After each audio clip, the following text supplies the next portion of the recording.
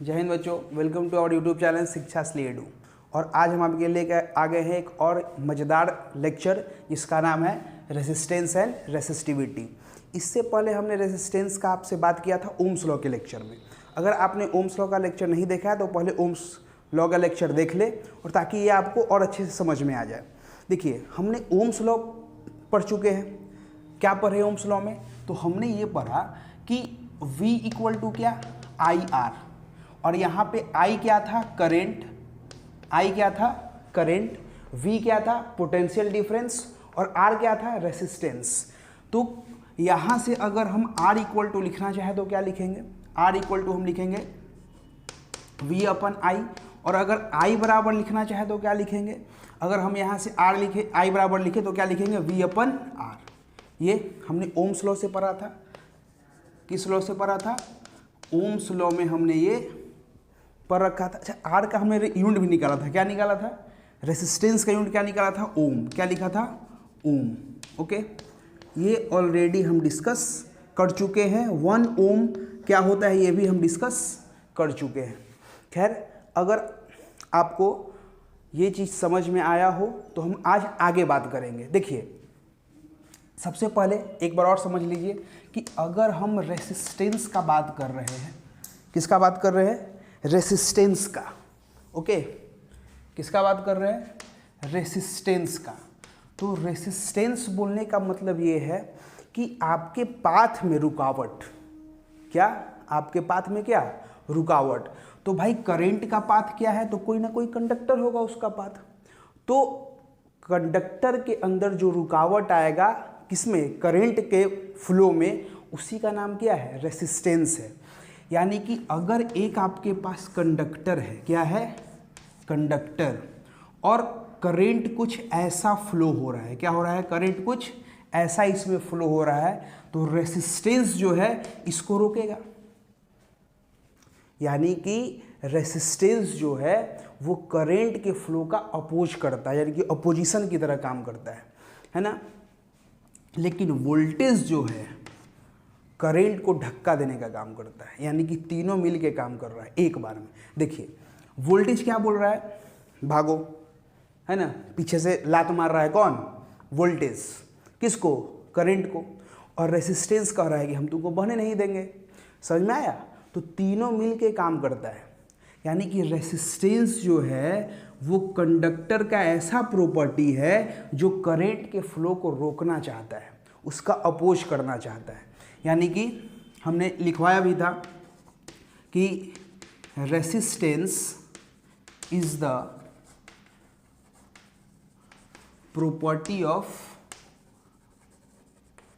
Conductor that oppose the motion of current। अब आता है बात कि ठीक है, मोशन या फ्लो का क्या करेगा? वो अपोज करेगा। तो उससे क्या? देखिए, अपोजिशन से क्या होगा समझिए। जैसे कहने का मतलब कि अगर हम करंट के मोशन को अगर हम रोक रहे हैं, कौन रोक रहा है इसको? रेसिस्टेंस। तो रेसिस्टेंस जितना ज़्यादा होगा, करंट का वैल्यू उतना क्या होते जाएगा? कम होते जाएगा। यानी कि अगर किसी कंडक्टर में रेसिस्टेंस ज़्यादा है तो उसके अंदर करंट जो होगा, रेसिस्टेंस ज़्यादा का मतलब रुकावट ज़्यादा। रुकावट ज़्यादा का मतलब क्या? कि इस करंट का स्पीड क्या हो जाएगा? वेलोसिटी क्या हो जाएगा? कम हो जाएगा। और कम होने का मतलब क्या? कि इसका मैग्नीट्यूड जो है वो क्या हो जाएगा? कम हो जाएगा। ये रिलेशन हमको यहाँ से भी मिलता है। देखिए, I इक्वल टू क्या? V अपन R। यानी कि अगर R ज़्यादा होगा तो करंट क्या होंगे? कम हो जाएगा। समझ गए? यानी कि अगर किसी कंडक्टर के अंदर रेसिस्टेंस क्या है? ज़्यादा है, तो उसका करंट क्या हो जाएगा? कम हो जाएगा। और ये वाइस वर्सा है, अगर रेसिस्टेंस क्या होगा? कम, तो करंट क्या हो जाएगा? ज़्यादा। ये बात समझ में आया? यानी कि रेसिस्टेंस जो है वो एक ऐसा रुकावट है, एक ऐसा प्रॉपर्टी है कंडक्टर का जो करंट के फ्लो को रोकना चाहता है। अब देखिए, अब आता है बात कि सर इसको हम हटा ही देते हैं। ऐसा पॉसिबल है क्या कि सर रेसिस्टेंस हो ही ना? ऐसा पॉसिबल नहीं है, क्योंकि कंडक्टर के अपने अंदर का प्रॉपर्टी है। यानी कि आप अपने आत्मा को नहीं निकाल सकते हैं ना, तो उसी तरह रेजिस्टेंस को भी हम कम नहीं कर सकते हैं ना निकाल सकते हैं। देखिए अब उसका क्या है कि ये रहेगा, थोड़ा बहुत रहेगा, हम कम या ज़्यादा कर सकते हैं। तो देखिए कहने का मतलब है कि इसका रीज़न क्या है, रेजिस्टेंस का रीज़न क्या है, तो समझिए बात को। जैसे आप सपोज करो कि आपके पास जो है एक कंडक्टर है, ओके, अब उस कंडक्टर को हमने कहीं कनेक्ट नहीं किया हुआ है, तो उसके जो इलेक्ट्रॉन है वो रैंडम इधर उधर बउआ रहे हैं, यानी कि घूम रहे हैं, है ना। अब जैसे ही उसको हम किस में जोड़ देते हैं, सेल में, यानी कि बैटरी में, तो होता क्या है कि सारे इलेक्ट्रॉन एक डायरेक्शन में मूव करना शुरू करते हैं। ये बात तो आपको पता है कि जैसे ही हम किसी कंडक्टर को किस में जोड़ देंगे, किसी भी सेल के साथ, बैटरी के साथ, तो उसके अंदर के जो इलेक्ट्रॉन है वो एक डायरेक्शन में ड्रिफ्ट हो जाते हैं। क्या हो जाते हैं, किसी एक डायरेक्शन में ड्रिफ्ट होंगे। और जैसे ही ड्रिफ्ट होना स्टार्ट होंगे, यानी कि अगर हम एक कंडक्टर फिर से बनाएं, देखो तो होता क्या है कि इलेक्ट्रॉन जो है कुछ इस तरह से मूव करना स्टार्ट हुआ, तो ये अपने ही एटम से क्या होगा, टकराएगा। क्या होगा, ये अपने ही एटम से टकराएगा, समझ गए। और जितना ये टकराएगा तो उसका मोशन जो है, करेंट का मोशन, इलेक्ट्रॉन का मोशन क्या हो जाएगा, कम होते जाएगा। और इसी का नाम हमने क्या रखा है, रेसिस्टेंस रखा है। यानी कि रेसिस्टेंस को हम निकाल नहीं सकते हैं, कम या ज़्यादा कर सकते हैं। वो ये वही थोड़ा देर बाद पढ़ेंगे उसको। तो कोई पूछे कि रेजिस्टेंस का रीज़न क्या है, तो आप क्या बोलोगे, रेजिस्टेंस का रीज़न उसके अंदर के एटम का क्या है, कोलिजन है। यानी कि इलेक्ट्रॉन अपने ही एटम से क्या करते हैं, टकराते हैं।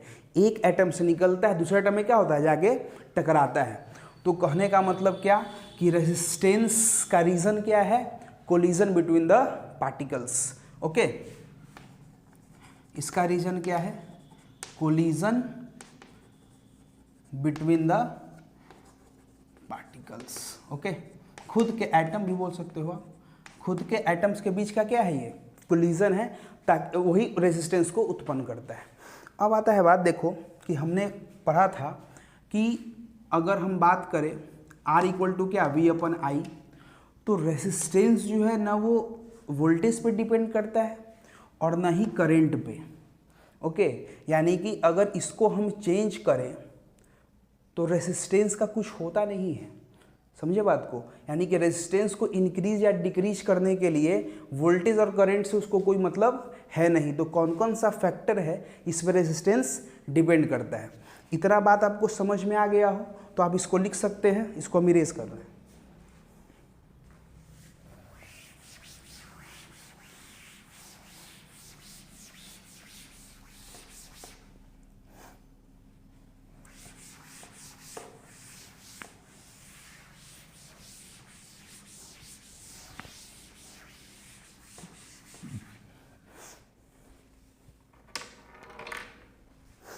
देखिए, यानी कि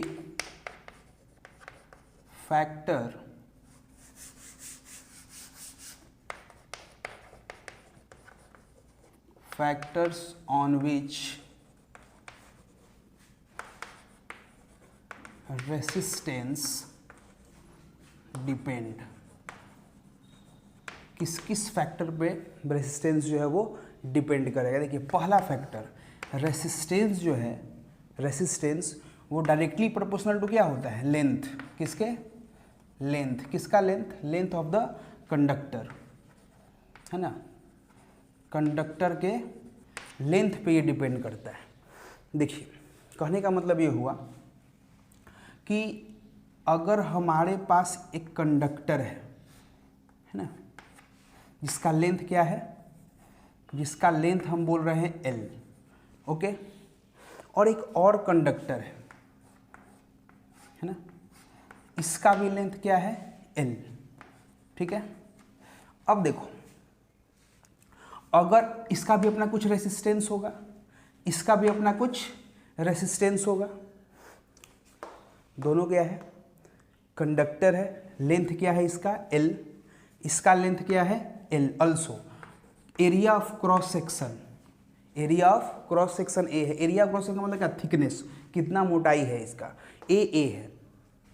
अगर हम इस दोनों को कंबाइन कर दे, यानी कि इस वाले लेंथ को और इस वाले लेंथ को, दोनों को क्या कर दिए हम, कंबाइन कर दिए, जोड़ दिए।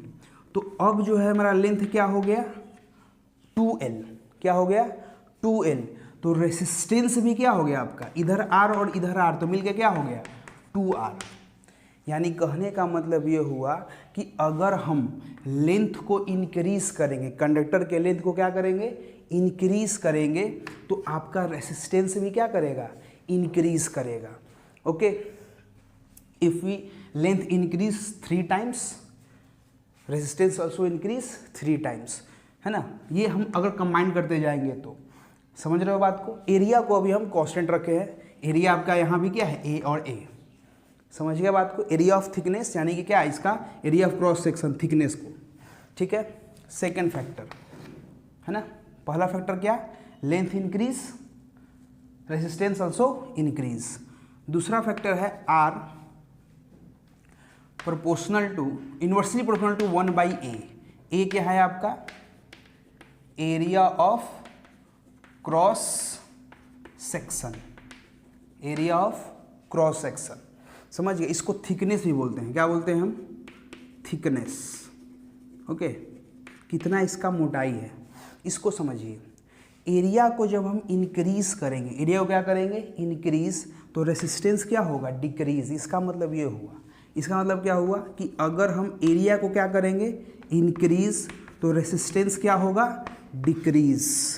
इसको समझिए कैसे, जैसे सपोज करिए कि आप एक गली में हैं, गली सपोज करिए कि एक नैरो रास्ता है, क्या है, नैरो रास्ता है, और इसमें जो है आपको ट्रैवल करना है, और इसमें बहुत सारे गाड़ी हैं, बहुत सारे लोग जा रहे हैं, कार बस सब जा रहा है इसमें, और छोटा है ये। तो उसमें क्या होगा कि आपको जो कोलिजन है उसके चांसेस क्या है, ज़्यादा है, यानी कि रुकावट ज़्यादा होगा। और यही अगर इस रास्ते को हम क्या कर दें, ये कर दें, समझ में आया। तो स्पेस ज़्यादा होगा, और स्पेस ज़्यादा होगा तो आपको रास्ता भी क्या मिलेगा, ज़्यादा मिलेगा, तो आप स्मूथली ट्रैवल करोगे। तो यही कंडक्टर के अंदर होता है, समझ गए बात को, कि एरिया को जैसे ही हम क्या कर देते हैं, इंक्रीज कर देते हैं, तो हमारा क्या होता है, रेसिस्टेंस जो है वो डिक्रीज कर जाता है। समझिए, जैसे अगर हम बात करें कि हमारे पास एक कंडक्टर है, ये इसका एरिया क्या है, ए, एक अनदर कंडक्टर है, उसका भी एरिया क्या है, ये कुछ ऐसा। अब देखिए टोटल एरिया कितना हो गया, 2a। इसका रेजिस्टेंस R था, इसका रेजिस्टेंस क्या था, R था। लेकिन अब जो नया रेजिस्टेंस होगा वो क्या हो जाएगा, एरिया इंक्रीज, तो रेजिस्टेंस क्या हो जाएगा, R/2, यानी कि आधा। समझे बात को, यानी कि एरिया इंक्रीज करने से, थिकनेस इंक्रीज करने से रेसिस्टेंस क्या होता है, डिक्रीज कर जाता है। समझे, ये ध्यान में रहेगा, है ना। Area increase, resistance decrease. Okay, चलिए ये आप लिख लीजिए। बढ़ते हैं थर्ड की तरफ। ओके,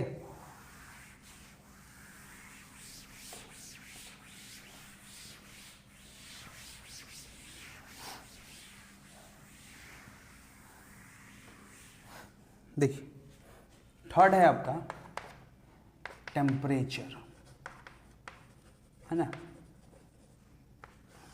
टेम्परेचर, जैसे अगर हम कंडक्टर का बात करें, किसका बात करें, कंडक्टर का, मेटल का बात करें, तो उसके अंदर क्या होता है कि अगर हम टेम्परेचर को क्या करेंगे, इंक्रीज, तो रेसिस्टेंस भी क्या करेगा, इंक्रीज करेगा। ये कैसे, समझिए। हम जैसे ही किसी कंडक्टर को हीट करना शुरू करें, क्या करना शुरू करें, हीट। हम इसमें बात कर रहे हैं किसका, हम बात कर रहे हैं अभी मेटल का।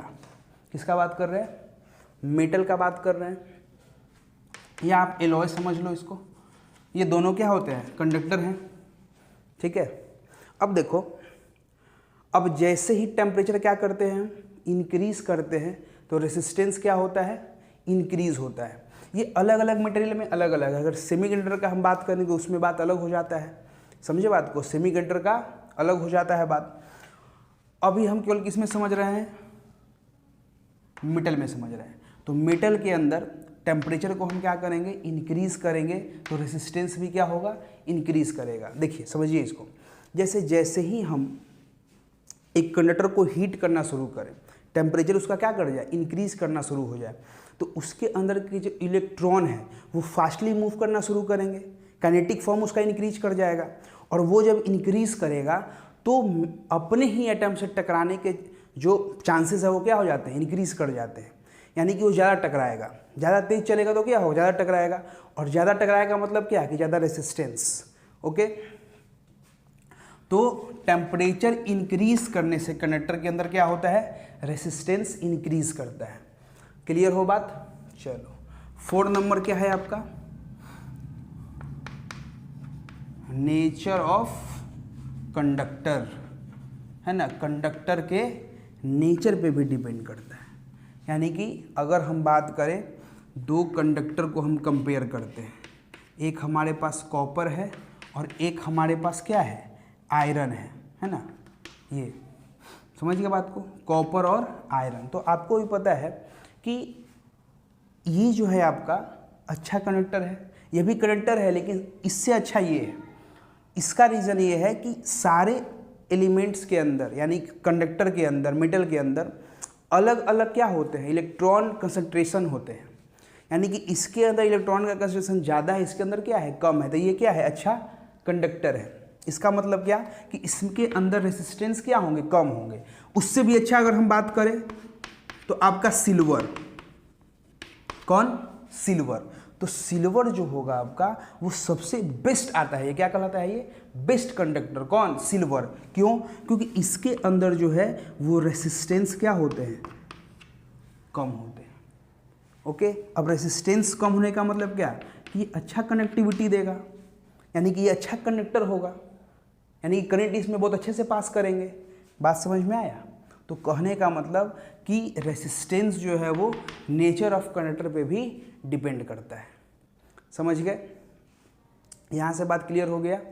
अब आइए, हमने फर्स्ट और सेकंड में दो बात देखा कि रेसिस्टेंस प्रोपोर्शनल टू क्या, L, और रेसिस्टेंस इन्वर्सली टू क्या, 1/A। यानी कि इसको 1 और इसको क्या बोल दे, 2 अगर बोल दे, और इस दोनों को एक साथ लिखे तो हम क्या लिखेंगे, रेसिस्टेंस L/A लिखेंगे ना, प्रोपोर्शनल टू क्या, L/A। और यहाँ से जब हम प्रोपोर्शनल का साइन हटाते हैं तो एक नया क्या लाते हैं आपका, L/A। यानी कि ये जो है आपका, ये कहलाता है क्या, रेसिस्टिविटी। क्या कहलाता है, रेसिस्टिविटी। समझे, ये क्या कहलाता है, रेसिस्टिविटी। और इसको एक और नाम से जानते हैं, किस नाम से, स्पेसिफिक रेसिस्टेंस, है ना। और ये आपका है रो, इसको क्या बोलते हैं हम, रो बोलते हैं। और ये कांस्टेंट टर्म है, क्या है, कांस्टेंट। ओके, समझ गया बात को।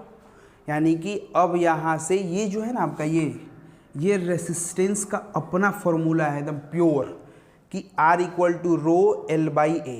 R इक्वल टू क्या, रो इंटू L/A। यानी कि resistance equal to resistivity length अपन क्या, एरिया। और ये आपका रो क्या है, इसको बोलते हैं हम लोग रेसिस्टिविटी। एक अलग प्रॉपर्टी आया, और इसका क्या है आपका स्पेसिफिक, अलग टर्म आया एक्चुअली। और ये क्या है आपका, इसी को क्या बोलते हैं, स्पेसिफिक रेसिस्टेंस। अब देखिए कि अब ये रेसिस्टिविटी आपका क्या होता है, और दोनों को समझने की कोशिश करिएगा कि रेसिस्टेंस और रेसिस्टिविटी को डिफाइन करिएगा। देखिए, कहने का मतलब ये हुआ कि रेसिस्टेंस जो है वो लेंथ और एरिया पे डिपेंड करेगा। किस पे डिपेंड करेगा, लेंथ और एरिया। यानी कि लेंथ ऑफ द कंडक्टर और क्या, area of the conductor, cross section area of the conductor, यानी कि थिकनेस। यानी कि रेसिस्टेंस को अगर हमको इंक्रीज करना है या डिक्रीज करना है तो कौन सा फैक्टर होगा, लेंथ, और कौन सा फैक्टर, थिकनेस। बाकी कोई उपाय नहीं है क्या करने का, रेजिस्टेंस को इंक्रीज और डिक्रीज करने का। अब देखिए, एक टर्म क्या आ गया हमारा, रेसिस्टिविटी आ गया। अब इसको समझते हैं कि रेसिस्टिविटी होता क्या है। ये आप लिख सकते हैं,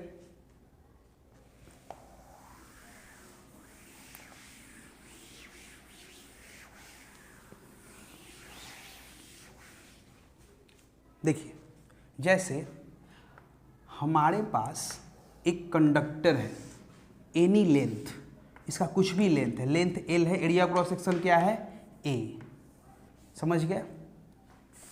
एरिया क्रॉस सेक्शन क्या है इसका A, थिकनेस A है। तो इसका अपना कुछ क्या होगा, रेसिस्टेंस होगा। यानी कि कोई भी लेंथ हो, जैसे कि सपोज करो ना कि हम एग्जांपल ले लिए इसका क्या, कॉपर, ये कॉपर है। तो हमको अब समझ में आया कि इसको तो हम फिक्स नहीं बोल सकते हैं कि इसका रेजिस्टेंस क्या होगा, बोल सकते हैं क्या?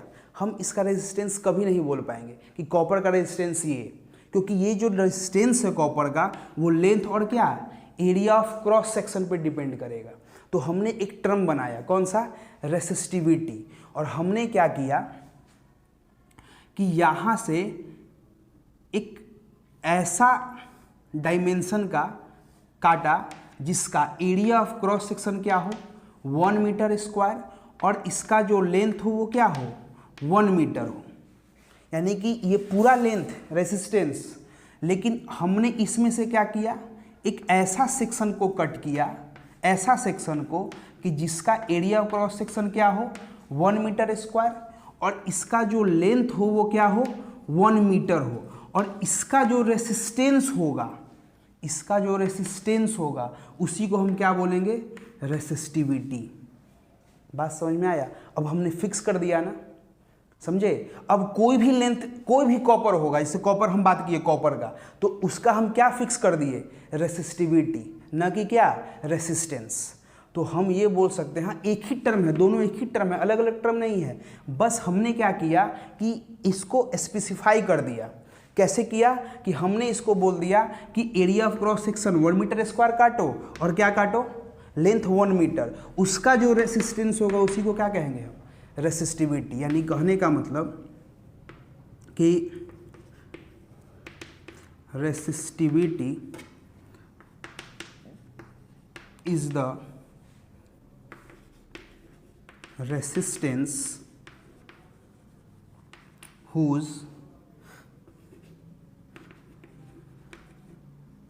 whose cross section area is 1 meter square and length is 1 metre. Okay, यानी कि ये रेसिस्टेंस को हम, रेसिस्टिविटी को हम ऐसे डिफाइन करेंगे कि resistivity is the resistance whose cross section area is 1 metre square and length is 1 metre. समझ गए? आया बात समझ में? अब देखो, जैसे और समझो इसको, हमने बोला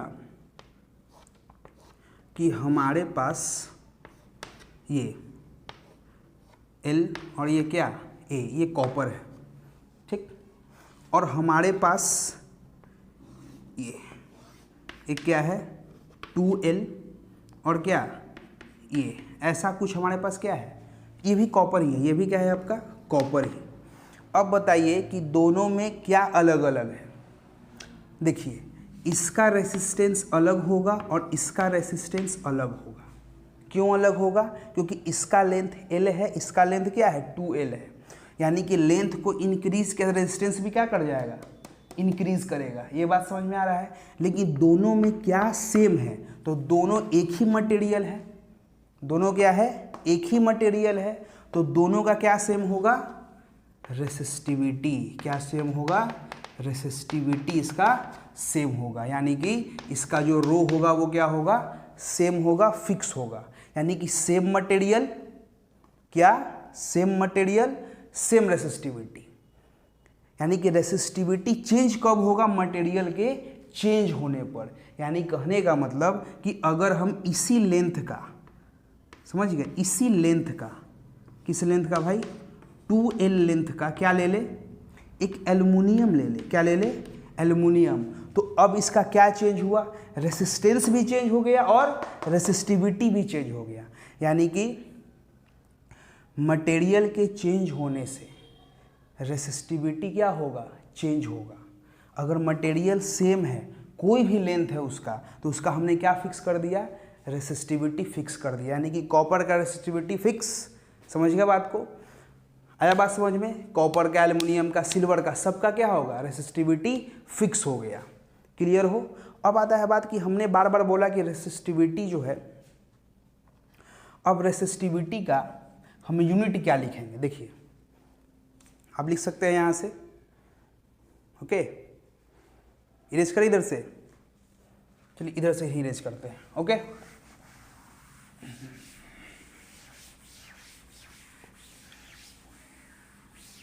देखिए यानी कि हमको जो है resistance equal to resistivity L/A यही मिला।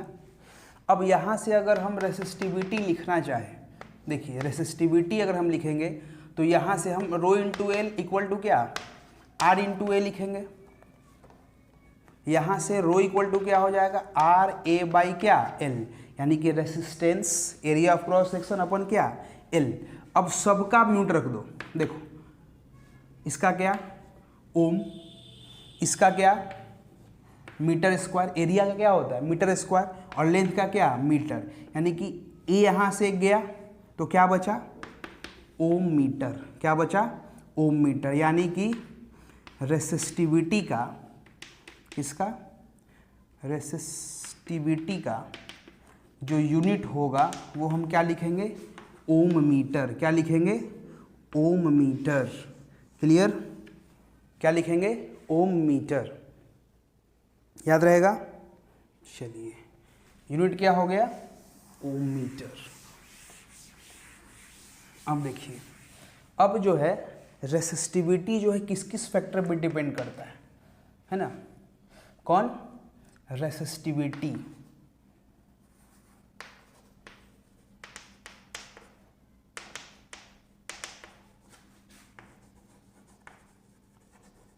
डिपेंड ऑन, सबसे पहला हमने क्या बोला, नेचर ऑफ मटेरियल या कंडक्टर, ये बोल सकते हो आप, है ना? यानी कि कंडक्टर के चेंज होने से ही क्या होगा, रेसिस्टिविटी चेंज करेगा। देखिए रेसिस्टिविटी जो है नहीं आपका एरिया ऑफ क्रॉस सेक्शन पे डिपेंड करेगा और नहीं क्या, लेंथ पे। क्यों नहीं करेगा? क्योंकि हमने क्या किया कि एरिया को 1 मीटर स्क्वायर रख दिया और लेंथ को क्या, 1 मीटर, तो रो बराबर क्या मिला हमको, R। समझ रहे हो? कहने का मतलब कि कॉपर है, एल्युमिनियम है और क्या है, सिल्वर है। समझ गए क्या है, या आयरन है, ठीक है? तो ये सारे का रेसिस्टिविटी क्या होगा, इस सारे का रेसिस्टिविटी अलग अलग होगा क्योंकि मटेरियल क्या है, चेंज है। सेकेंड फैक्टर क्या है, टेम्परेचर, है ना? टेम्परेचर ऑफ कंडक्टर, है ना? यानी कि टेम्परेचर को इंक्रीज करने से, सिंपल सा बात है, हमने पढ़ा कि आप टेम्परेचर को क्या करो, इंक्रीज करो, तो रेसिस्टेंस भी क्या करेगा, इंक्रीज करेगा। और रेसिस्टेंस इंक्रीज करने का मतलब क्या, कि रेसिस्टिविटी भी क्या करेगा, इंक्रीज करेगा। यानी कि टेम्परेचर इंक्रीज, रेसिस्टेंस इंक्रीज और क्या, रेसिस्टिविटी आल्सो इंक्रीज। ये बात समझ में आ रहा है कि सब रिलेटेड है, टेम्परेचर इंक्रीज, रेसिस्टेंस इंक्रीज और क्या, रेसिस्टिविटी आल्सो इंक्रीज। देखिए टेम्परेचर का फैक्टर अलग अलग मटेरियल में क्या है, अलग अलग है। देखिए इसको थोड़ा सा समझिए आप।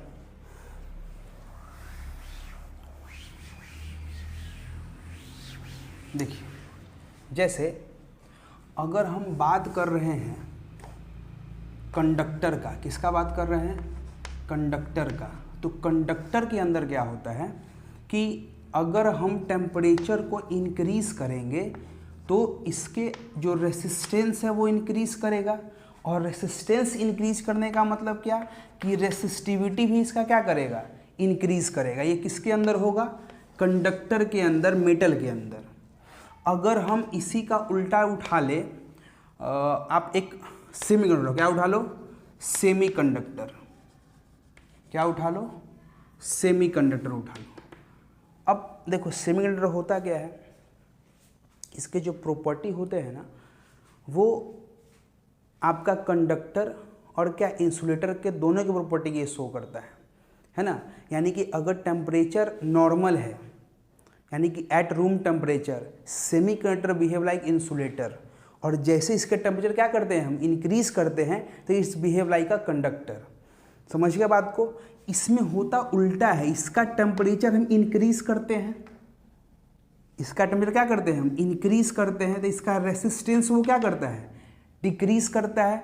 और रेसिस्टेंस डिक्रीज करने का मतलब क्या कि इसके रेसिस्टिविटी भी क्या होंगे डिक्रीज होंगे। बात समझ में आया। यानी कि सेमीकंडक्टर को टेम्परेचर इंक्रीज करेंगे तो रेसिस्टेंस क्या होगा इसका डिक्रीज, और रेसिस्टिविटी भी क्या करेगा डिक्रीज। यानी कि टेम्परेचर बढ़ाने से सेमीकंडक्टर जो है ये अच्छा कंडक्टर बन जाता है, यानी इसका कंडक्टिविटी अच्छा हो जाता है, यानी कि ये कंडक्टर की तरफ और बढ़ना स्टार्ट हो जाता है। समझ गया बात को। और अगर हम वही बात करें किसका इंसुलेटर, तो आपको पता ही है टेम्परेचर दोगे, वो तो पहले ही बोला है कि हम क्या नहीं दे पाएंगे, करंट को फ्लो करेंगे ही नहीं, तो उसका तो बातें करना बेकार है। आप सिंपली याद रखना क्या कंडक्टर और क्या सेमीकंडक्टर। कंडक्टर के अंदर टेम्परेचर इंक्रीज करेंगे तो रेजिस्टेंस क्या करेगा इंक्रीज करेगा, और रेसिस्टिविटी भी इंक्रीज करेगा। सेमीकंडक्टर का बात करोगे तो टेम्परेचर इंक्रीज रेजिस्टेंस। चलिए अब देखते हैं कुछ मटेरियल के क्या रेसिस्टिविटी। ओके, जैसे यहाँ पे देखिए हमारे पास कुछ मटेरियल है, जैसे silver, copper, aluminium, magnesium. Okay, manganese, तो ये कुछ मटेरियल है आपके। जैसे यहाँ तक अगर हम बात करें तो ये जो मटेरियल है आपका ये है कंडक्टर। कौन सा है कंडक्टर। ओके, और ये जो है आपका मैग्नीन और क्या ये आपके हैं एक्चुअली एलॉय। ओके, और ये आपके है इंसुलेटर। क्या है इंसुलेटर। और सिलिकॉन आपके क्या है सेमीकंडक्टर। ओके, ये आपके कुछ मटेरियल है कंडक्टर, एलॉय और क्या इंसुलेटर और सेमीकंडक्टर। तो आपको ये याद रखने की ज़रूरत है नहीं, अगर क्वेश्चन ऐसा आता है तो उसमें दिया होता है कि किसका हम क्या रेसिस्टिविटी ले रहे हैं। तो आपको ये नज़र आया कि सबसे कम जो रेसिस्टिविटी है वो किसका है सिल्वर का है। ओके, और भी इसमें बहुत सारे मटेरियल हो सकते हैं। अगर हम रेंज का बात करें तो कंडक्टर का जो रेंज होगा वो 10⁻⁻8 से लेके कहाँ तक होगा 10⁻⁻6 तक। ओके, और इसमें एलॉय भी आएंगे। इसी रेंज में कौन आएगा आपका एलॉय, इसी रेंज में आएंगे। ओके, अगर हम बात करें किसका इंसुलेटर का, तो इंसुलेटर का जो रेंज होगा वो अबाउट आपका होगा 10 से लेके कहाँ तक 10⁻17 ओम मीटर तक। ये किसका रेंज होगा ये आपका होगा इंसुलेटर का। और अगर हम किसका बात करें सेमीकंडक्टर का, तो इसका रेंज आपको मिलेगा 10⁻⁻5 ओम मीटर से लेके कहाँ तक 10⁻5 ओम मीटर तक। ये रेंज जो होगा आपका ये मिलेगा। सिलिकॉन का एक एग्जांपल है आपका 6.4 क्या 2 ओम मीटर। तो ये कुछ क्या है आपके कंडक्टर, एलॉयज और क्या इंसुलेटर्स एंड सेमीकंडक्टर से कुछ रेंज है, जो कि इस रेंज में आपको किसका मिलेगा कंडक्टर का, इसमें किसका मिलेगा आपको इंसुलेटर का, और इसमें क्या मिलेगा आपको सेमीकंडक्टर का। तो आपको ये ध्यान में रखना है कि किसका क्या है। ओके, अब आपको ओवरऑल रेसिस्टेंस और रेसिस्टिविटी में अंतर समझ आ गया होगा। अब मिलते हैं नेक्स्ट लेक्चर में, जिसमें हम क्या करेंगे इसी रेसिस्टेंस और रेसिस्टिविटी का कुछ न्यूमेरिकल्स करेंगे। और अगर आपको इसमें कोई टॉपिक समझ में नहीं आया हो या कहीं दिक्कत हो रहा हो तो आप कमेंट में ज़रूर बताएं। ओके, धन्यवाद।